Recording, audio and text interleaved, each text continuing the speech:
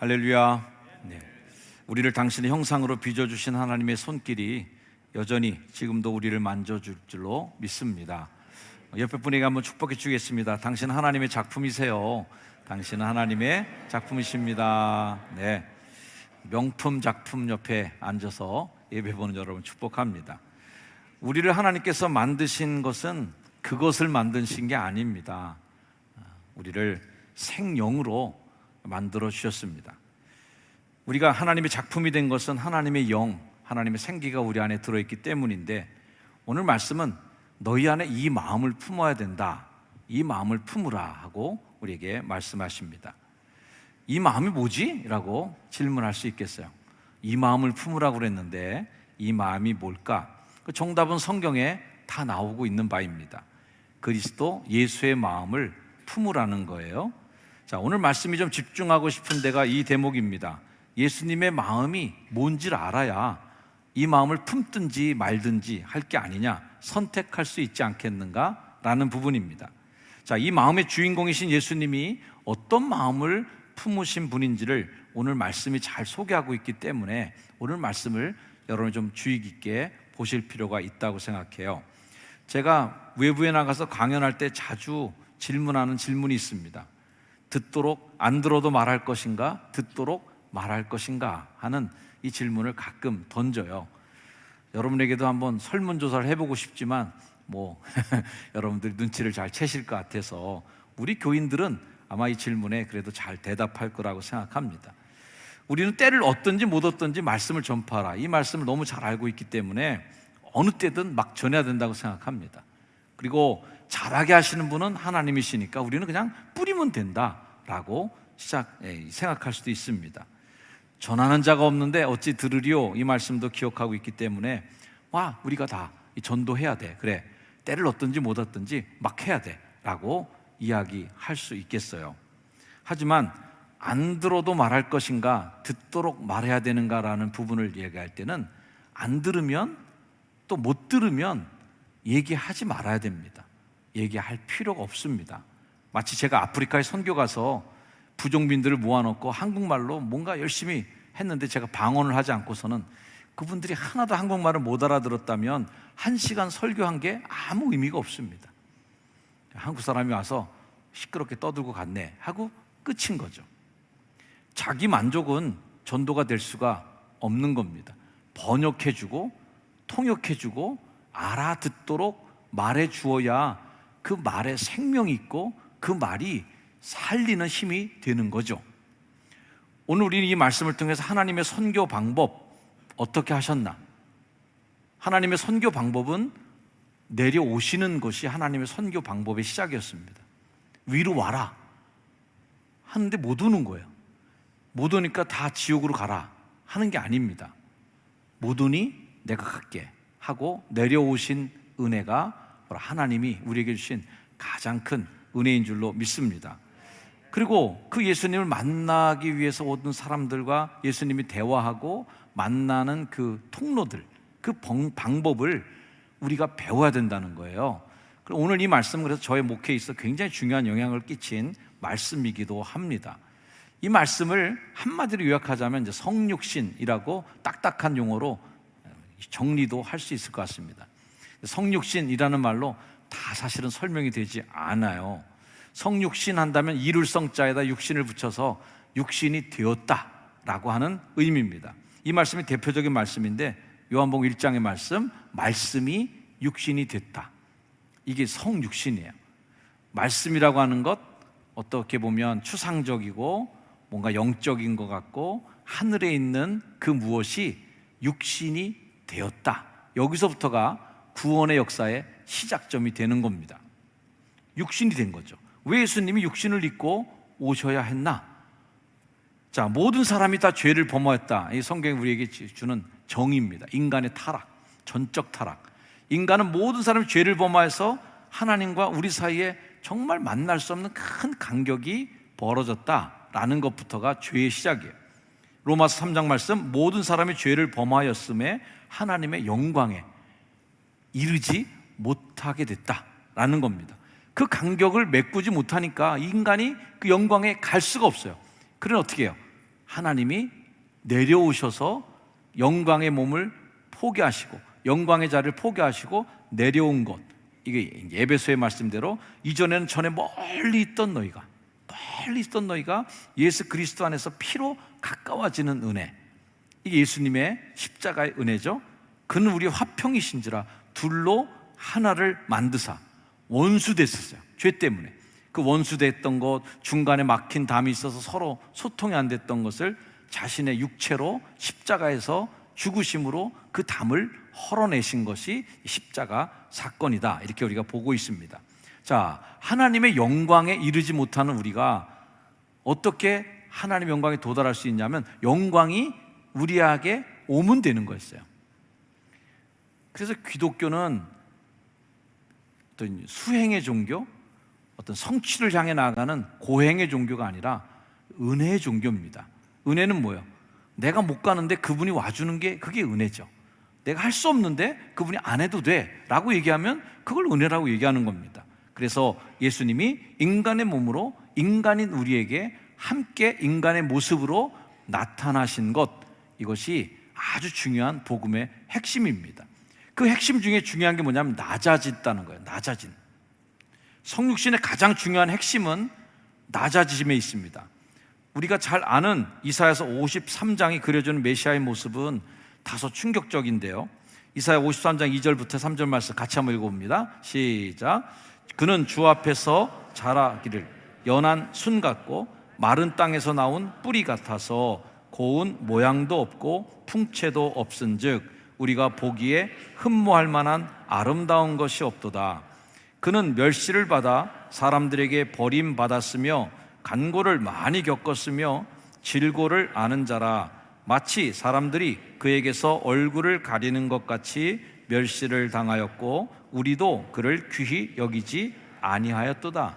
우리가 귀히 여기지 않았던 것, 그리고 그에게는 흠모할 만한, 자꾸 보고 싶은 마음조차도 일어나지 않는 그런 것이 굉장히 충격적이죠. 낮아짐의 정점으로 그분은 그래서 별로 중요하지 않은 사람처럼 오셨다는 거예요.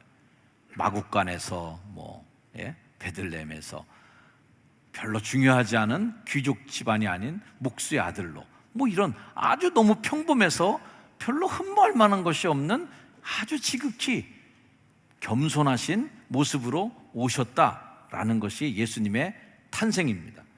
사실 때는 어땠어요? 머리 들 곳도 없이 그렇게 사시다가 사람들의 조롱거리가 되고 억울한 누명을 쓰고 십자가에 달려서 다른 나라의 사형틀에서 죽어갔던 분, 그런 낮아짐의 모습들을 그분은 자원하셨다.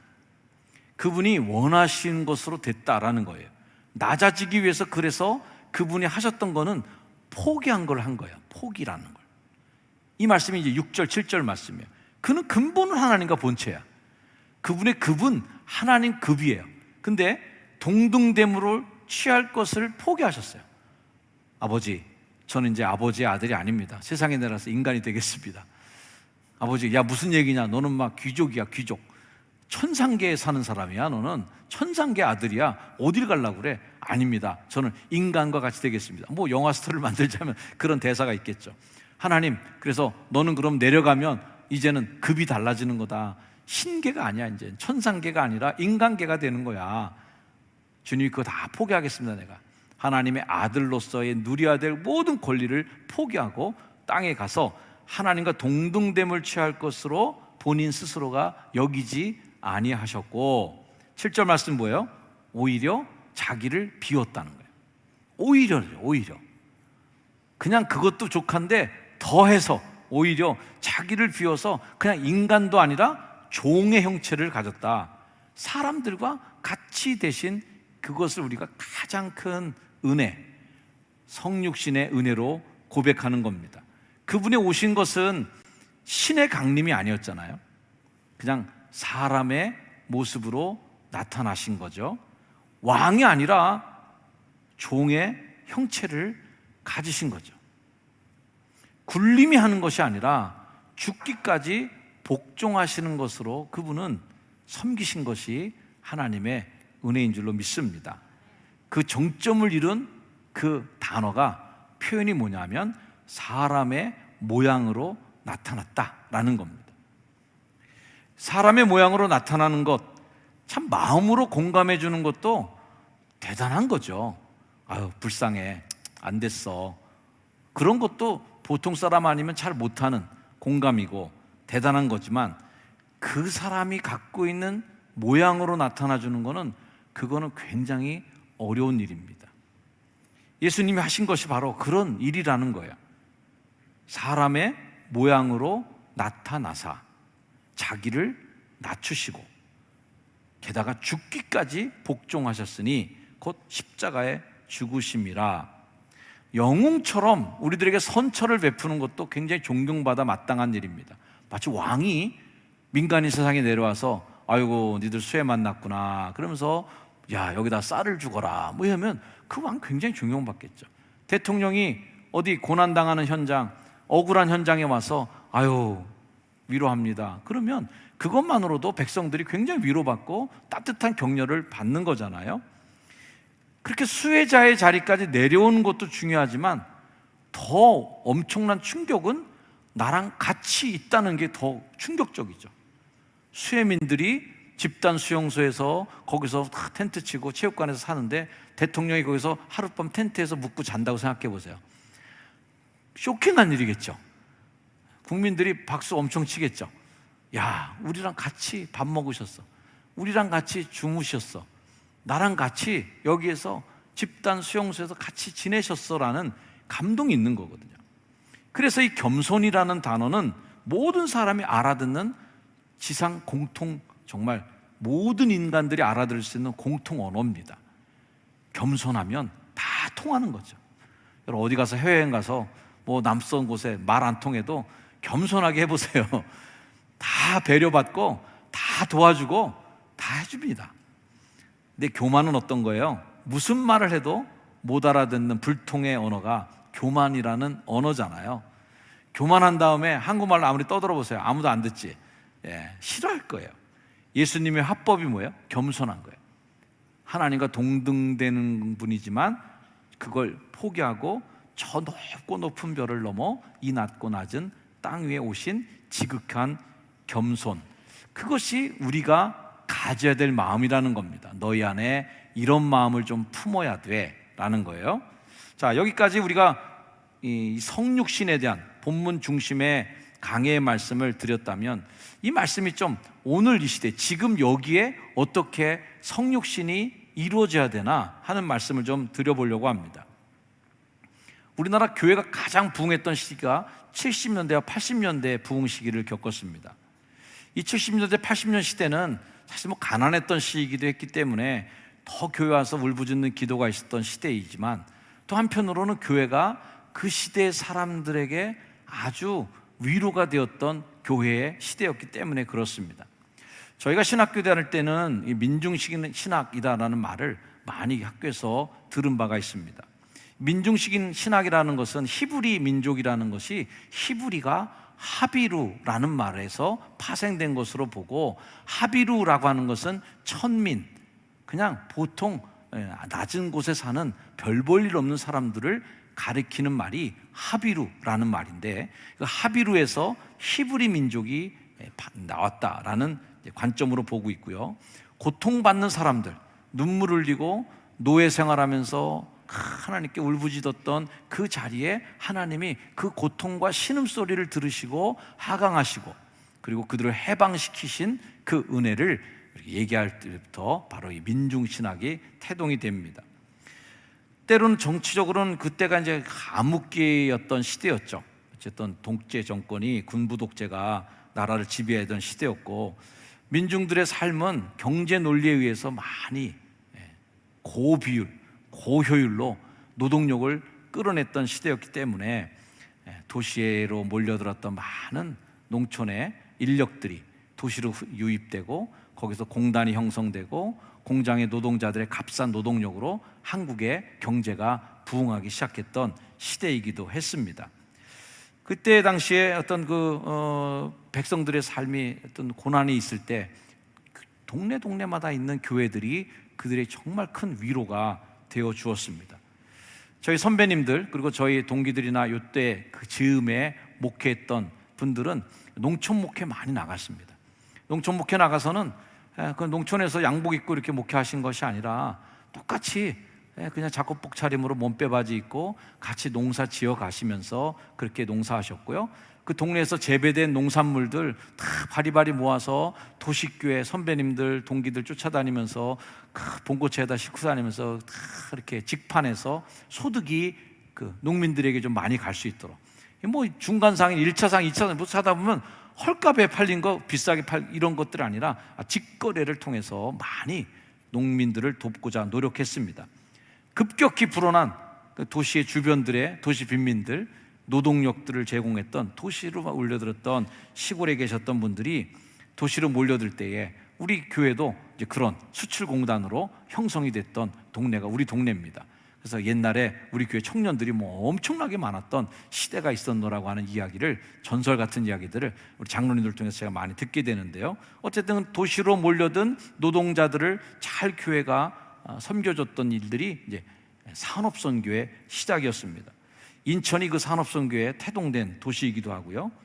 야학을 통해서 그들이 배움 없이 다 올라와서 노동만 하고 앉아있으니까 야학을 통해서 어쨌든 인간됨을 깨닫게도 해주고 넌 얼마나 존엄한 사람인지를 알게도 해주고 또 노동법도 가르쳐주면서 그렇게 부당한 이익을, 부당하게 대접을 받으면 안 되는 것을 가르쳐주기도 했습니다. 그래서 감리교회 청년이었던 전태일 청년이 청계천에서 우리는 기계가 아니다, 일요일엔 쉬게 해달라, 근로기준법을 준수하라 라고 외치면서 분신, 자살을 하는 걸 통해서 한국에서도 교회가 그 일을 통해 굉장한 각성이 일어나게 되고 또 노동자들을 다시 보게 되는 운동이 대한민국에서 전반적으로 일어나면서 인권, 노동 이런 일들이 우리나라에서 태동이 되기 시작했습니다. 이 계산중앙교회 옆에 계신 교회 전임 목사님이 최세용 감독님이신데, 최세용 감독님도 감독 선거에 나왔다가 2번이나 떨어지셨습니다. 왜 떨어졌냐면 빨갱이라고 오해받아갖고 매도돼서 떨어진 적이 있었대요. 그래서 아들 목사님 저한테도 얘기했습니다. 목사님 선거하시면서 절대로 그런 쪽으로 색깔을 드러내면 안 되는 겁니다. 우리 아버지가 거기 떨어졌어요. 그래서 왜 그랬을까? 계산중앙교회에서 야학한 거예요. 근데 작전동교회도 야학이 있었고 그 당시 이 동네에서 목회를 하시던 많은 목사님들의 눈에 본 그 청년들의 모습은 어쨌든 공부시켜주고 야학이라도 해서 그들이 더 깨닫게 되고 더 나은 삶으로 나아가도록 도우려고 하셨던 건데, 어쨌든 우리나라에서 그 당시에 노동자들을 그렇게 보살펴주고 그들에게 공부를 시켜주고 깨닫게 해주는 일은 다 이거 빨갱이가 하는 일이다라는 걸로 매도됐던 시기이기 때문에 그렇게 오해를 받아서 감독 선거에도 떨어지는 낭패를 겪으셨다는 거예요. 저는 그 시대의 선교적인 교회의 모습을 저인망 선교의 시대라 이렇게 보고 있습니다. 저인망이라는 게 뭐예요? 저층 끌 우물, 그물이라는 뜻인데요. 2개의 배가, 1개의 배는 이렇게 그물을 던지면 위에 있는 고기만 잡을 수 있지만 쌍끌이 배는 이쪽 배, 저쪽 배가 그물을 딱 연결해 놓고 땅 밑바닥부터 긁어가면서 고기를 잡는 어법입니다. 그렇게 밑바닥부터 긁어오면서 고기를 잡으니까 많이 고기가 잡히는 거고, 평상시에 그물이 닿지 않았던 바다 밑에, 바닥에 있던 그 생물까지도 다 끌어올릴 수 있는 그러한 좋은 어떤 수집 방법이었죠. 자, 교회는 그 당시 가난했고 큰 힘을 갖지 못했던 시대였습니다. 그랬기에 더 밑에 있는 영혼들을 보듬었습니다. 저희 아버님 목회할 때만 해도 정말 다 동네 가난한 분들이 교회에 나오셨습니다. 그러면서 조금씩 회복되고 성장되시고 그러면서 조금씩 형편이 나아지시고 집도 장만하시고 그렇게 성장하는 모습을 저도 어린 시절에 다 그 과정을 봤거든요. 한 30년 그렇게 보니까 임상실험 되는 거 아니겠습니까? 그 당시 교회는 가난했었고 또 교회 자체에 힘이 없었습니다. 때문에 더 가난한 이들의 이웃이 되어줄 수가 있었고, 가장 밑바닥에 있었던 가난한 사람들의 눈물을 닦아주다 보니까 위로가 필요한 사람들, 소망이 필요한 사람들이 교회로 몰려들어서 그 당시에 교회가 점점 부흥하게 되는 큰 부흥의 시대를 드디어 80년대에 맞게 되었습니다. 그때 한국에 메가처치들이 급속도로 생기기 시작한 때이기도 한 거죠. 부흥의 시대가 정점에 도달했을 때 안타깝게도 서서히 교회는 하나님과 동등되려고 했던 잘못됨의 시작도 그때 즈음이었습니다. 메가처치를 일으켰던 많은 영적 지도자였던 목사님들이 더 이상 예수님이 보여주신 너희 안에 이 마음을 품으라고 하셨던 그 마음은 버리고 지키지 못했습니다. 종의 형체를 가지고 사람들과 같이 되는 교회의 모습은 이제는 점점 멀어져 가고 왕처럼 높아진 교회가 되려고 했었습니다. 자기를 부인하고 나를 쫓으라고 하신 예수님의 말씀보다는 내가 했어, 내가 이 교회를 부흥시켰어, 내가 이거 다 했어, 하나님이 주신 부흥의 축복을 마치 내가 한 것처럼 착각하고 또 그렇게 사람들에게 주지시키기 시작해서 교회의 부흥과 하나님의 선물이 자기의 과시로 변질되었던 시기가 그때부터의 또 시작이기도 합니다.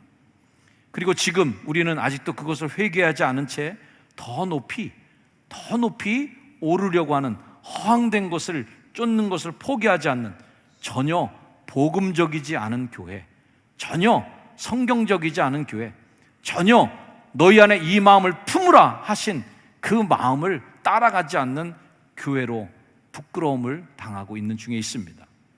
저와 비슷한 시절을 보내신 분들이라면 한 번쯤은 보신 적이 있는 책이 있습니다.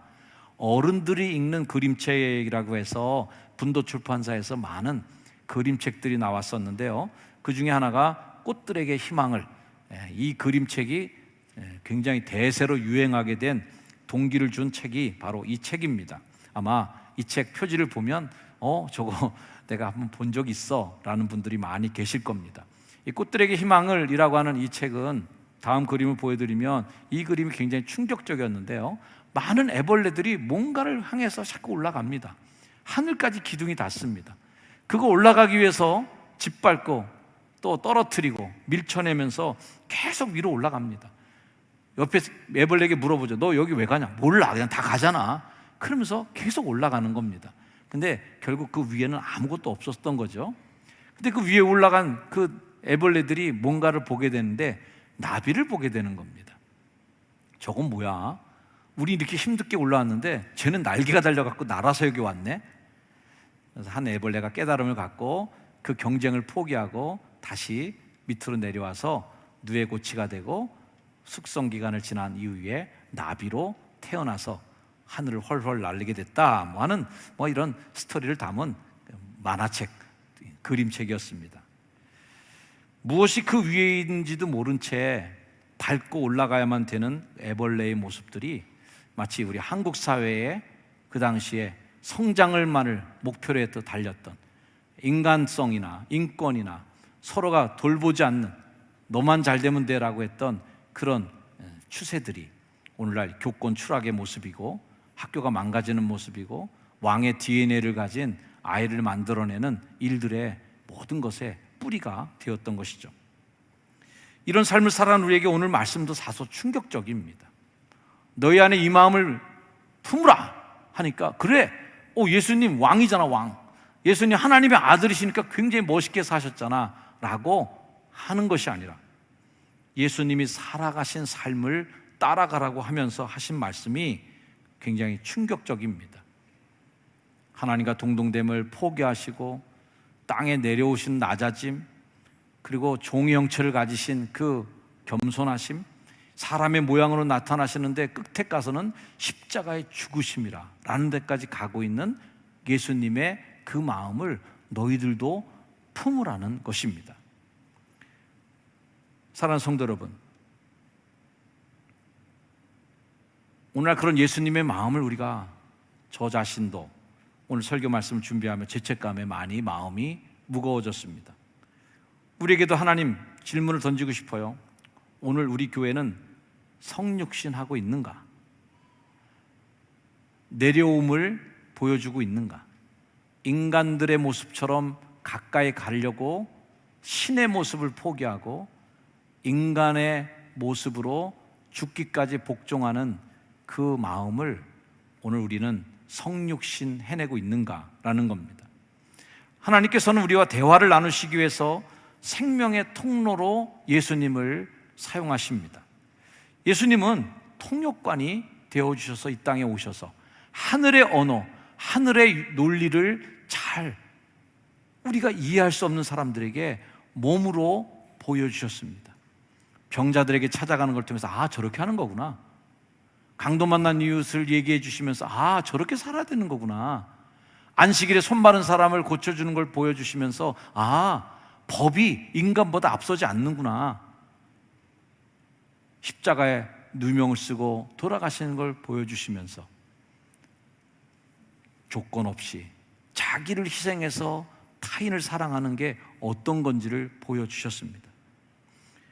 알아듣지 못한 하늘의 언어를 삶으로 번역해 주신 것이죠. 그래서 우리가 주님의 삶을 보면서 모범을 삼아 저렇게 살면 하늘의 언어를 배우게 되는구나 하는 것으로 복음서를 읽고 그 삶을 본받는 것입니다. 그런데 오늘 우리 교회를 또 오늘날의 우리들의 교회, 효성중앙교회를 포함한 우리의 교회를 볼 때 점점 더 교회 안에 사투리가 심해져 가는 것을 느끼게 됩니다. 제가 오늘 영상을 보니까 제주도 어떤 분이 자신의 집 물건 전자제품 고장났다고 AS 센터에다가 그 고장난 얘기를 해주는 거 아마 여러분도 들으신 적 있을 겁니다. 제주도 사투리로 자신이 뭐가 얘기를 하는데 전혀 알아들을 수가 없는 완전 외국어로 얘기를 하십니다. 그래서 유명한 전자제품 회사들은, 대기업들은 제주도 출신 상담원을 꼭 한 명씩은 고용해서 제주도 방언으로 이렇게 물어오시는 분에게는 응대를 한다는 이야기도 들었습니다. 교회 안에 사투리가 점점 심해지는 것은 굉장히 안 좋은 상황입니다. 우리들끼리는 알아듣는데 교회 바깥에 있는 사람들은 전혀 못 알아듣는 사투리, 굉장히 위험합니다. 온갖 은혜스러운 말들이 넘치고 있고 미사여구가 넘쳐서 우리 자신을, 우리 스스로를 미화해내고 있지만 몸으로 보여주는 언어, 삶의 언어로는 전혀 그 말이 통역이 안 돼 갖고 하늘의 메시지가 성육신되지 않아서, 교회 사투리가 직장에서는 통하지 않아서, 교회에서 배운 사투리가 가정에서는 통하지 않는 말이 되어서 고립된 언어로 교회 안에서만 통용되는 언어가 되면 이거 가장 위험한 교회의 모습이 되어가는 것이고, 딱 그 모습을 보여주는 성경의 샘플이 바리새인이라고 봅니다. 왜 그렇게 되고 있을까? 오늘 말씀이 지켜지지 않다고 저는 생각합니다. 너희 안에 이 마음을 품으라. 곧 그리스도 예수의 마음이니.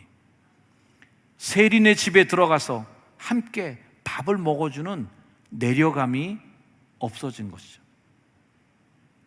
죽은 나사로를 기억하고 추모하면서 눈물을 흘려주는 공감이 우리에게 없는 거죠. 억울한 일을 당한 사람들,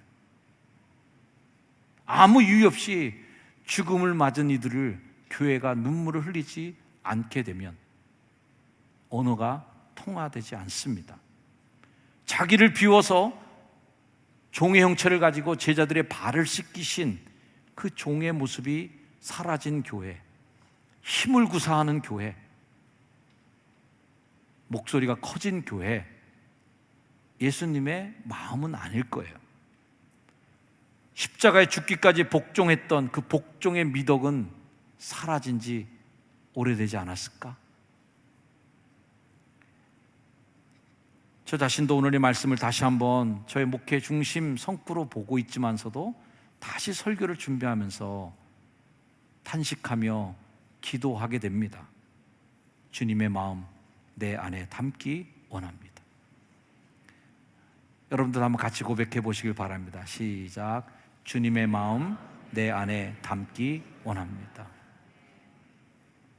그렇게 낮아짐의 끝에까지 도착했을 때 반전의 드라마는 있었죠. 예수님의 낮아짐의 끝은 이랬습니다.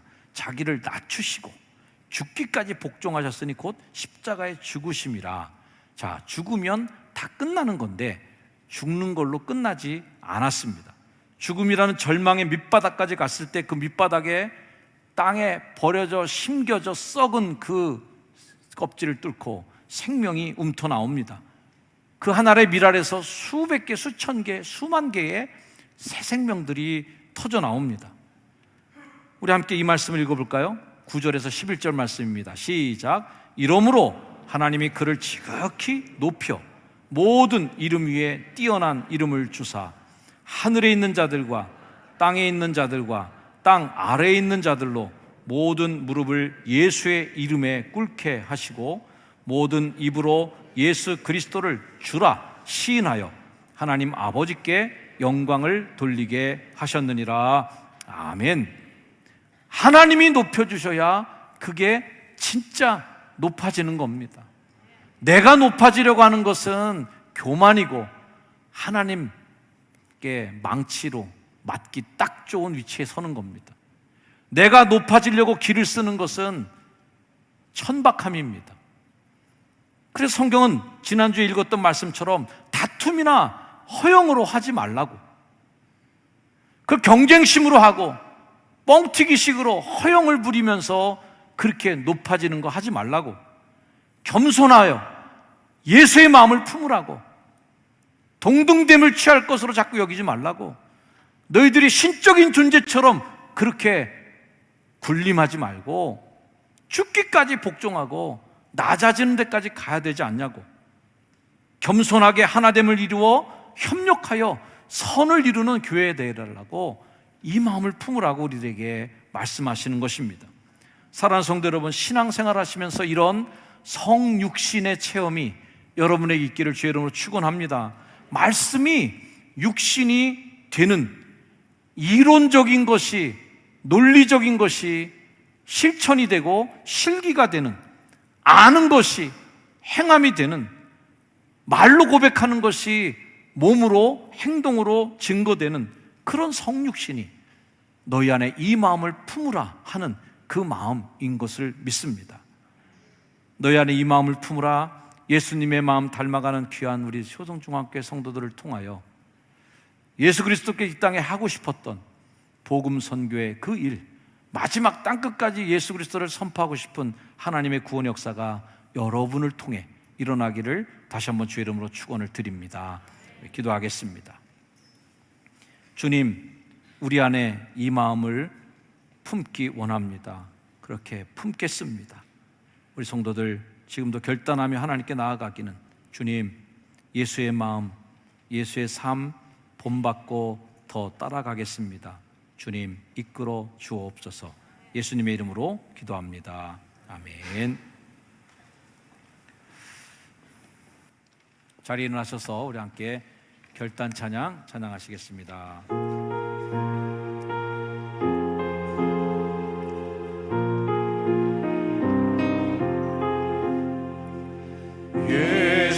예수님 오소서, 임마누엘 우리 주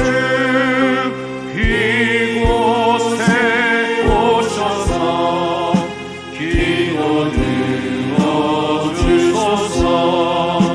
능하신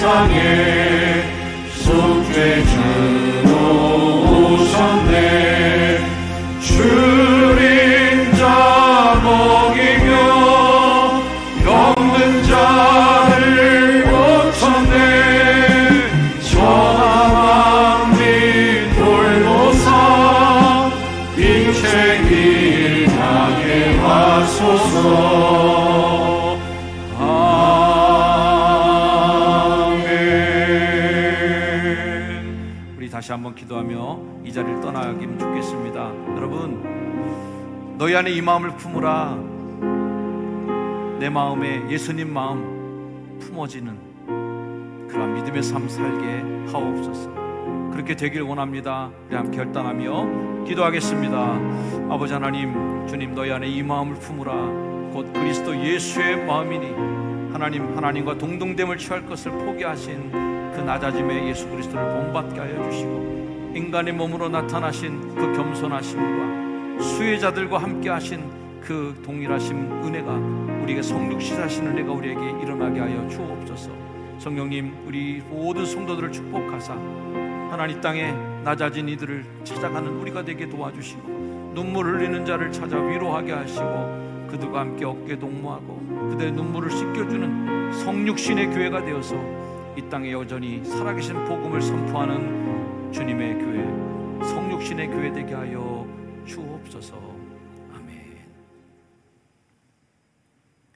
지금은 하늘 보좌 버리시고 낮고 낮은 땅까지 내려오사 우리와 함께 하셨던 임마누엘 우리 예수 그리스도의 은혜와 아들 독생자를 땅에 보내시며 하나님의 사랑이 우리에게 전달되도록 죽기까지, 아들을 희생하시기까지 우리를 사랑하신 하나님의 그 크신 사랑하심과 우리 안에 역사하셔서 높아지려는 마음 계속 절제시켜 주시고, 자랑하고 싶은 마음 눌러주시고, 오직 너희 안에 그리스도 예수의 마음을 품고 예수님처럼 살도록 우리를 도우시는 성령님의 은혜가 이 자리에 함께 예배한 거룩한 주의 백성들 한 사람 한 사람들의 머리 위에 이제 영원까지 늘 항상 함께 하여 주시기를 간절히 축원하옵나이다. 아멘.